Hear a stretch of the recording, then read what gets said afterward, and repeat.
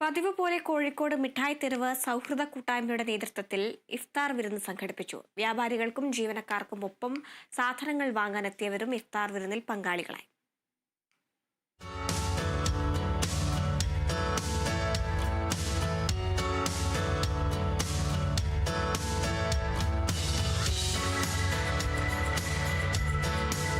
കച്ചവടക്കാരും ജീവനക്കാരും മാത്രമല്ല, മധുരത്തെരുവിലെത്തിയവരെല്ലാം നോമ്പുതുറയിൽ പങ്കാളികളായി.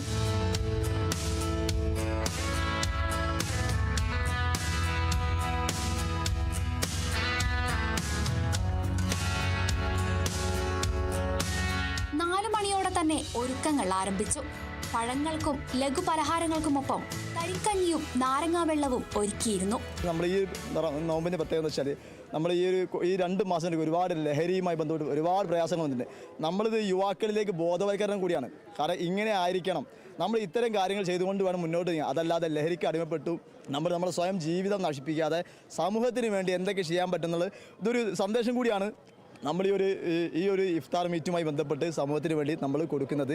നമ്മളിവിടെയുള്ള ആളുകൾ എല്ലാവരും നോമ്പ് തുറക്കുന്ന ആളുകളാണ്. പക്ഷേ മിഠായിത്തിൽ കടന്നു വരുന്ന ഒരാളും ഭക്ഷണം കഴിക്കാതെ നോമ്പ് തുറക്കുന്ന സമയത്തെന്നല്ല, എന്തൊരു ആവശ്യം നമ്മളെ സംബന്ധിച്ച് മറ്റുള്ളവർക്ക് വേണ്ടി എന്ത് ചെയ്യാൻ പറ്റും, നമ്മളെ മൈൻഡ് എപ്പോഴും അങ്ങനെ. മിഠായി തെരുവ് അന്നപൂർണേശ്വരി ക്ഷേത്രം മുതൽ മൊയ്തീൻ പള്ളി റോഡ് അവസാനിക്കുന്നിടം വരെ 1 കിലോമീറ്ററോളം ദൂരത്തിലാണ് വിഭവങ്ങൾ സജ്ജീകരിച്ചത്. 6:40 പട്ടാളപ്പള്ളിയിൽ നിന്ന് ബാങ്ക് വിളി ഉയർന്നതോടെ നോമ്പ് തുറ ആരംഭിച്ചു. സാധനങ്ങൾ വാങ്ങാനെത്തിയവർക്ക് മിഠായി തെരുവിൽ തന്നെ നോമ്പ് തുറക്കാനായി.